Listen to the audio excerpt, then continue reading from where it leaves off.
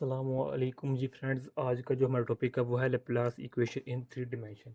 हम लोगों ने ईएमटी की इलेक्ट्रोमैग्नेटिक थ्योरी वन की सीरीज़ स्टार्ट की हुई है। इस सीरीज़ में हम इन टॉपिक्स पर पिछली वीडियोज़ में बात कर चुके हैं। ओके, तो ये देखते जाएं। आज की जो मेरे पास वीडियो है वो चैप्टर नंबर 3 है। इसका हमने इसकी वीडियो नंबर 15 है, वो इसका डी पार्ट है, Laplace equation in three dimension. Okay, तो नेक्स्ट वीडियो में हम इंशाल्लाह इस पर बात करने की कोशिश करेंगे इन टॉपिक्स पर। तो हमने चूँकि एक मुकम्मल सीरीज़ बनाई हुई है EMT1 की, तो ये देखते जाएं। तो आने वाली वीडियोज में हम इन टॉपिक्स पर बात करने की कोशिश करेंगे। ओके, तो आइए आज के टॉपिक को स्टार्ट करते हैं। बिस्मिल्लाहिर्रहमानिर्रहीम। सल्लल्लाहु तआला अला मुहम्मद सल्लल्लाहु अलैहि व आलिहि वसल्लम। लास्ट जो 2 वीडियोस थी, यानी कि जो सी पार्ट उसमें हमने Laplace equation in two dimension पर बात की थी, बी पार्ट में हमने Laplace equation in one dimension पर बात की थी, और ए पार्ट में हमने लेप्लास इक्वेशन जो इंट्रोडक्शन था उस पर बात की थी। आज हम स्टडी करने लगे हैं वीडियो नंबर 15 का D part Laplace equation in three dimension. Okay, तो सबसे पहले देखें कि जो हमने फॉर वन डिमेंशन के लिए, फॉर टू डिमेंशन के लिए फीचर्स दो देखे थे ना, वही दो फीचर्स हम फॉर थ्री डिमेंशन के लिए देखेंगे। ओके, पहला फीचर क्या है कि एवरेज वैल्यू फाइंड करना। ओके, अच्छा उससे पहले ये देखें कि जो मेरे पास फॉर थ्री डिमेंशन है ना, इसको हम 3 फॉर्म में किस तरह लिख सकते हैं। आप पहले पिक्चर देख लें। आप लोगों ने पिक्चर देखी तो हम जो फॉर थ्री डिमेंशन है उसको हम कार्टियन की फॉर्म में या फिर डिफरेंट फॉर्म में लिख सकते हैं। डन हो गया। अब जो पहला फीचर है जो कि हम फॉर वन डिमेंशन के लिए भी स्टडी किया था, टू डिमेंशन के लिए भी अब हम स्टडी करने जा लेंगे फॉर थ्री डिग्री यानी कि थ्री डिमेंशन के लिए। तो पहला क्या है कि एवरेज वैल्यू फाइंड करना पोटेंशियल की। ओके, अच्छा सबसे पहले देखिए कि जो मेरे पास है यहाँ फॉर थ्री डिमेंशन की जो हमने लिया हुआ वो मेरे पास स्फीयर है, यानी कि ये देखें Laplace equation in three dimension. Okay, इसकी आप स्क्रीनशॉट ले लें। तो नेक्स्ट भी हम कर लेते हैं, ये है मेरे पास। ओके, तो अब देखें कि जो हमारे पास पहला पॉइंट है इसका एवरेज वैल्यू फाइंड करना। तो एवरेज वैल्यू किसका हम फाइंड करना चाह रहे हैं, एक स्फीयर का। ओके, तो जो मेरे पास स्फेरिकल सरफेस है, जो स्फीयर है वो थ्री डिमेंशन में आता है। यानी कि ये देखिए हमारे पास एक है स्फीयर है। ओके, तो ये इसका जी एक्सिस है, ये इसका वाई एक्सिस है, और ये इसका एक्स एक्सिस है। ओके, अब यहाँ हमारे पास एक चार्ज है जिसका नाम क्यू है, एक पॉइंट चार्ज है। अब ये पॉइंट चार्ज बिहेव कर रहा है। पॉइंट चार्ज की डेफिनेशन मैंने पिछली वीडियो में बताई हुई है कि जब इस पॉइंट की रेंज में कोई एक चार्ज आता है, एक्सटर्नल चार्ज आता है, तो ये पॉइंट उस पर फोर्स लगाता है, एक्टिव फोर्स लगाता है। खैर, अब ये पॉइंट चार्ज है, इसकी वजह से जो सेंट्रल पॉइंट पर, यानी कि इस पॉइंट पर जिसको हम पी का नाम दे लें, इस पॉइंट पर इस क्यू की वजह से जो इलेक्ट्रिक पोटेंशियल होगी वो क्या होगी। ओके, ये फर्स्ट पॉइंट है। तो उसके लिए हम फार्मूला यूज करते हैं ये वाला, 1/4 पाई r² टू स्फीयर, इधर मेरे पास आ जाएगा। Okay, VdA। अब यहाँ देखें जो मेरे पास ये फार्मूला है ये टू डिमेंशन से मिलता जुलता है। टू डिमेंशन हम क्या लिखा था, इधर हमने 2πr लिखा था, और सफ़ियर की जगह हमने क्या लिखा था, सर्कल। इसलिए जो मेरे पास ये है, इस सर्कल नहीं है, ये मेरे पास सफ़ियर है। ओके, ये याद रखिएगा। अब क्या करेंगे कि इस पॉइंट पर, सेंट्रल पॉइंट पर इलेक्ट्रिक पोटेंशियल फाइंड करने के लिए, ड्यू टू इसकी वजह से जो इलेक्ट्रिक पोटेंशियल है वो फाइंड करने कैसे करेंगे कि सबसे पहले हम जो इसकी स्फीयर पर जो पॉइंट्स हैं अल्हम्दुलिल्लाह, उनका जो हम इलेक्ट्रिक पोटेंशियल है वो फाइंड करेंगे। जब पॉइंट्स का इलेक्ट्रिक पोटेंशियल आ जाएगा उनको हम ऐड अप कर देंगे, और उसको बाद जो आंस आएगा उसको हम डिवाइड कर देंगे इसी सफ़ियर के, ये सर्कल नहीं है सफ़ियर है, इसी सफ़ियर के सर्कमस्टांस से, जो कि मेरे पास क्या है 4πr² है। अगर मेरे पास ये सर्कल होता तो हमारे पास 2πr होना था, तो मेरे पास आंस आ जाएगा। ओके, अच्छा अब ये था हमारे पास। अब जो सेकंड पॉइंट है उसको पहले देख रहे, फिर इसके बाद इसको हम प्रूव भी करते हैं। तो अभी यहाँ अच्छा यहाँ और एक बात याद है, ये हमारे पास यहाँ डी ए है। ओके, अगर हमारे पास ये सर्कल होता इधर हमने डी ए लिखना था। अब चूंकि हमारे पास इधर सफ़ियर है इसलिए हम इधर डी ए लिख रहे हैं। सेकंड पॉइंट वही है जो पिछले दो वीडियो में आता रहा है कि यहाँ ना कोई लोकल मैक्सिमा है और ना ही कोई लोकल मिनिमा है।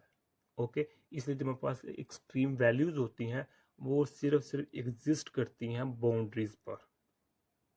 अब ये मेरे पास सेकंड पॉइंट है, no local maxima and no local minima. अब अगर ये सेकंड पॉइंट एग्जिस्ट नहीं ना करेगा तो समझे मेरे पास फर्स्ट पॉइंट भी एग्जिस्ट नहीं कर रहा। तो आइए अब हम इस फार्मूले को प्रूव करते हैं कि जो हम इस मेथड से इस तरीके से इलेक्ट्रिक पोटेंशियल फाइंड करना चाह रहे हैं क्या वो उसका आंसर सही आ रहा है या नहीं। यानी कि हम जनरली तौर पर जानते हैं कि जो सफ़ियर के जो सेंट्रल पॉइंट पर जो पोटेंशियल होता है वो हमारे पास क्या होता है, वो होता है 1/4 pi E0 q over script r, ये हमारे पास होता है। ओके, ये हमें जनरल पता है। अब हम देखना चाह रहे हैं कि इस मेथड से लेप्लास इक्वेशन से क्या वाकई हमारा ये आंसर ठीक आ रहा है या नहीं, ये हम प्रूव करना चाह रहे हैं। तो इसके लिए वही काम है, ये मेरे पास क्यू है तो यहाँ तक जो मेरे पास है ये हमारे पास आर है और यहाँ से यहाँ तक हमारे पास क्या है, ये पॉइंट है और ये स्क्रिप्ट आर है, यहाँ से लेकर यहाँ तक जो मेरे पास डिस्टेंस है। ओके, सिंपल आर नहीं है।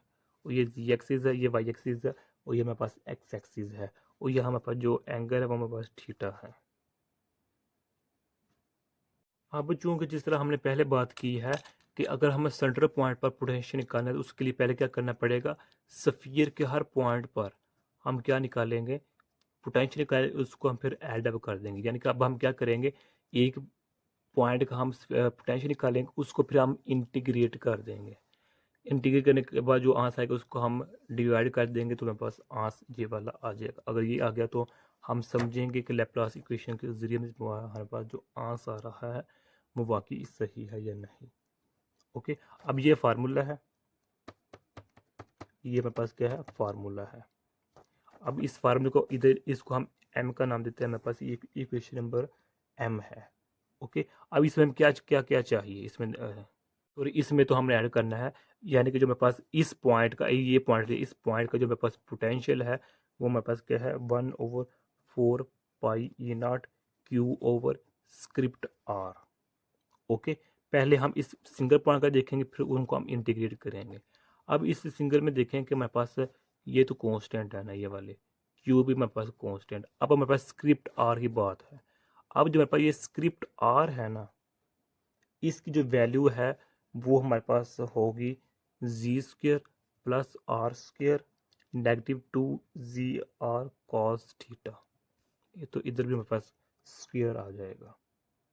ओके, अब जो मेरे पास ये इक्वेशन है, जो वैल्यू है वो हमने कहाँ से देखी है, कहाँ से ली है, तो इसका जो आंसर है वो आपको इजीली मिल जाएगा। एग्जाम्पल जब हमने 8 की थी सेकंड चैप्टर में, वीडियो नंबर 9 का बी पार्ट में, जब हमने 8 एग्जाम्पल को किया था तब हमने ये फार्मूला देखा था। ओके, इसको एक तरह से कि हम इस फार्मूले को यूज़ कर सकते हैं। यानी कि ये देखें ना, जो मेरे पास ये है डायग्राम, ये इस तरह बन रही है ना, इस तरह है। तो ये मेरे पास क्या है, सॉरी ये मेरे पास स्ट्रेट है, तो इस तरह बन रही है। तो मेरे पास ये आर है, ये मेरे पास क्या है स्क्रिप्ट आर है, ये मेरे पास आर है, ये मेरे पास जी है। अब इसकी वैल्यू को जब जब हमने फाइंड आउट करना है, इसका स्क्वायर लेंगे, इसका स्क्वायर लेंगे और नेगेटिव लगा देंगे टू फार्मूले का, जी आर हो जाएगा या आर जी, और कॉस थीटा लगा देंगे। जब ये थीटा होगा हमारे पास ये वाला थीटा होगा, ये वाला थीटा होगा। ओके, यहाँ की ये देखना जिस तरह हमने कहा था कि सॉरी कि अगर हमारे पास ये इस तरह है, ये मेरे पास सी है, ये मेरे पास बी है, ये मेरे पास ए है। अगर हमने इस सी की वैल्यू, यानी कि यहाँ सी क्या बिहेव कर रहा है, ये स्क्रिप्ट आर है। अगर हमें सी की वैल्यू यानी कि स्क्रिप्ट आर की वैल्यू फाइंड करनी है तो उसके लिए क्या करेंगे, A² plus B² -2AB cos theta, यहाँ जो मेरे पास एंगल बनेगा ये है। इस फार्मूले के मद्देनज़र हमने इसकी वैल्यू को फाइंड आउट कर लिया है। अब जो मेरे पास ये है वैल्यू है, इस वैल्यू को हम इधर पुट करेंगे। अब चूंकि यहाँ देखिए क्या है कि यहाँ हमारे पास स्क्वायर नहीं है, सिंपल स्क्वायर है, तो जब इसको स्क्वायर ख़त्म करेंगे तो हमारे पास ये अंडर रूट आ जाएगा। ओके, अब ये वैल्यू हम इधर पुट कर देते हैं, G square plus are square negative 2 G या आर जी लिखते हैं, एक ही बात है, कॉस थीटा। ओके, तो इसको जो मेरे पास अंडर रूट है इसको मैं 1/2 लिख सकता हूँ। अब ये मेरे पास फॉर सिंगल पॉइंट के लिए पोटेंशियल आ चुका है। अब इसकी वैल्यू को मैं इधर पुट कर दूंगा, ये मेरे पास क्या फॉर सिंगल के लिए है, तो जब इसको हम इंटीग्रेट कर देंगे तो मेरे पास फॉर ऑल दी स्फीयर के लिए पोटेंशियल के लिए आ जाए जो हमारे पास आ जाएगा। अब इसकी वैल्यू को मैं इधर पुट कर देता हूँ, तो मेरे पास आ जाएगा 1/4 पाई आर स्क्वेयर ये वाला। अब ये वैल्यू लिख देते हैं, ये वाली Q/4 पाई ई नॉट, ये बन जाएगी मेरे पास जी। तो अब ये मेरे पास इंटेग्रल है, क्लोज इंटेग्रल है, किसके साथ, स्फीयर के वाला है, ये वाला स्फीयर। अब यहाँ जो मेरे पास वैल्यू है यानी कि ये टर्म तो हमने लिख ली है, अब ये टर्म है, अब इस टर्म को मैं ऊपर ले जाऊंगा तो ये मेरे पास बन जाएगी G square plus are square negative 2 GR cos theta, तो ऊपर जाकर नेगेटिव फॉर्म में आ जाएगा। ओके, अब यहाँ मेरे पास ये रह चुका है DA। अब हम चूंकि बात कर रहे हैं स्फीयर की, तो स्फीयर में हमारे पास जो DA होगा वो हमारे पास होगा इसका स्क्वायर यानी कि आर स्क्वायर और इस थीटा का sine plus sorry times multiple d theta और डी फाई, यानी कि मेरे पास दो एंगल होंगे और ये मेरे पास जो रेडियस है ये मेरे पास आर होगा और जो एंगल है उसके साथ साइन लगा देंगे। यानी कि जब भी हमने किसी स्फीयर का, अगर आप लोगों ने ये एग्जाम्पल की हुई है ना, एग्जाम्पल नंबर 8, तो मेरी इन बातों को आपको समझ आ रही होगी कि मैं क्या कह रहा हूँ। तो यानी कि इन सिंपल वर्ड्स हमारे पास ये स्फीयर है, अगर इसका हमने ds मालूम करना है यानी कि dA मालूम करना है तो हम कैसे तरह करेंगे कि जो मेरे पास ये रेडियस होगा उसको हम कह रहे हैं a है, तो a स्क्वायर प्लस जो मेरे पास इधर थीटा बन रहा होगा उसका साइन के साथ साइन थीटा, और दो एंगल होंगे, एक थीटा होगा डी थीटा, एक डी फाई होगा। ओके, तो ये मेरे पास इस फार्मूले को मद्देनजर रखते हुए हमने ये लिखा है r square sine theta d theta और डी फाई। अब इसकी वैल्यू को हम इधर रख देते हैं, r square sine theta d theta d phi. Okay, ये वैल्यू अब मेरे पास इक्वेशन बन चुकी है, यानी कि इस इक्वेशन से अब हम इस इक्वेशन में कन्वर्ट हो चुके हैं। अब इसको मैनेज कर लें तो हमारे पास काम बन जाएगा हमारा। अब इसको मैनेज किस तरह करें कि ये देखिए मेरे पास 1/4 पाई आर स्क्वायर है, Q/4 पाई एप्सिलॉन नॉट ई है, जो आर स्क्वायर है इसको मैं बाहर निकालूंगा।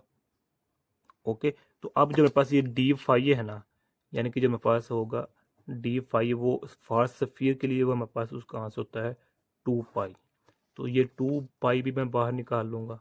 अब हमारे पास ये ख़त्म हो जाएगा, ये 5 वाला फैक्टर जो मेरे पास हो गया वो क्या हो जाएगा, ख़त्म हो जाएगा। ओके, तो अब हमारे पास क्या बचेगा, ये बचेगी value g square plus are square negative 2 GR cos theta की पावर -1/2 आर स्क्वायर चलो मैंने बाहर निकाल लिया, इधर बचेगा हमारे साइन थीटा और डी थीटा, डी फाई की भी वैल्यू मैंने 2 पाई की शक्ल में लिख ली है। अब यहाँ कट ऑफ कर दें कि यहाँ यानी कि देखें ये आर स्क्वायर से कैंसिल हो जाएगा, ये पाई पाई से कैंसिल हो जाएगा, ओके ये पाई काट दें यहाँ पे, ये पाई, ये 2 है तो इस 2 से कैंसिल हो जाएगा, तो हमारे पास क्या बचेगा, हमारे पास बचेगा Q/4 पाई ई नॉट, तो 1/4 आर बच जाएगा हमारे पास। यानी कि अब ये आर कहाँ से आया, इधर हमने एक्चुअली हमारे पास गलती क्या हुई है कि हमारे पास आर स्क्वायर हमने बाहर निकाल लिया था ना, ये आर स्क्वायर हमने सिर्फ एक, यानी कि जो मेरे पास आर था उसको कैंसिल करना था, यानी कि ये आर स्क्वायर था, इधर भी आर स्क्वायर था, तो हमने एक की वैल्यू को कैंसिल करना था, तो इधर मेरे पास ये नीचे वाला आर इधर आ जाएगा, जो ऊपर वाला आर होगा वो इधर ही आ जाएगा मेरे पास, यानी कि एक एक जो टर्म होगी पावर होगी वो सिर्फ रिड्यूस होगी। अब चूंकि हमने इसको इंटीग्रेट करना है, तो इसको जब हम इंटीग्रेट करेंगे तो सारी बात इसका डेरिवेटिव भी होना चाहिए। अब इसका डेरिवेटिव बनाएंगे तो मेरे पास वो जो डेरिवेटिव है वो मेरे पास होना चाहिए 2 GR साइन थीटा, ये मेरे पास इसका डेरिवेटिव होना चाहिए। तो जी है यानी कि इसका, ये इसकी वजह से, तो अब ये जी हमने खुद से लिखा है, अब ये हमने ऊपर लिखा है तो हम इधर नीचे जी लिख देंगे ताकि जो इक्वेशन है वो बैलेंस ही रहे। अब इसका हमने डेरिवेटिव लिख दिया है, G square plus are square negative 2 G R cos theta की पावर -1/2 है। इसका हमने डेरिवेटिव लिख दिया है। अब हम इसको बआसानी क्या कर देंगे, इंटीग्रेट कर देंगे। जब हम इसको इंटीग्रेट करेंगे तो मेरे पास क्या आ जाएगा, Q/4 pi E0 1/4 pi ji are. Okay, तो जब इसको हम इंटीग्रेट करेंगे तो मेरे पास आ जाएगा G square plus R square -2 G R cos theta under root तो 1/2। तो यह हमारे पास लिमिट आ जाएगी, यानी जो हमारे पास डी थीटा की लिमिट है वो कहाँ से कहाँ है, 0 से लेकर पाई तक है, क्योंकि हम स्फीयर की बात कर रहे हैं, है ना। तो जो डी फाई की वैल्यू थी वो हमारे पास क्या थी, 0 से 2 पाई तक थी। लेकिन जो हमारे पास डी थीटा की वैल्यू है वो 0 से पाई के अंदर है। अच्छा, अब ये कैसे हुआ, यानी देखिए -1/2 है ना, जब हम इसको इंटीग्रेट करेंगे तो यहाँ भी 1 प्लस हो जाएगा, तो यहाँ भी -1 और प्लस हो जाएगा। इसकी वजह से हमारे पास ये आंसर आ जाएगा, इसकी वजह से हमारे पास क्या आंसर आ जाएगा 1/2। तो 1/2 को हम अंडर रूट की फॉर्म में लिख सकते हैं, इसलिए हमारे पास ये अंडर रूट आ गया है। ओके, जब हम इस इक्वेशन को सॉल्व करेंगे तो हमारे पास ये देगा, गौर से देखें। चलिए मैं इसको इक्वेशन को मैं अगेन लिख लेता हूँ इधर कि Q/4 pi E0 1/4 ji are. तो आगे क्या है, 1/2 G square plus R square -2 G R cos theta है। तो ये मेरे पास लिमिट है। जब हम इसको लिमिट अप्लाई कर देंगे, यानी कि कहने का मतलब क्या है, ये तो हमारे पास वैसे का वैसे ही रहेगा ना। तो 1/4 जी आर है। तो जब हम लिमिट अप्लाई कर देंगे, जब हम पाई को अप्लाई करेंगे, यानी G square plus R square -2 G R. जब हम कॉज पाई देखेंगे तो कॉज पाई क्या होता है, यानी कि जो हमारे पास कॉज पाई, यानी कि पाई 180 है ना, तो 180 जब हम वैल्यू पूरे रखेंगे कॉज में तो -1 आ सकता है। अब इस नेगेटिव वजह से हमारे पास ये क्या हो जाएगा, पॉजिटिव हो जाएगा। ओके, तो हमारे पास ये हो जाएगा, ये हमारे पास अब नेगेटिव है, नेगेटिव फार्मूले का है। तो अब G square plus R square -2 G R. अब 0 है तो 0 इधर पुट करेंगे तो हमारे पास कॉस 0 किसके इक्वल होता है, +1 के, तो वो हमारे पास ये नेगेटिव ही रहेगा। तो ये भी हमारे पास कॉस का इधर भी एंड हो जाएगा, खत्म हो जाएगा। अब हमारे पास ये इक्वेशन आ चुकी है। अब इस इक्वेशन क्या करेंगे, E0 1/4 जी आर है।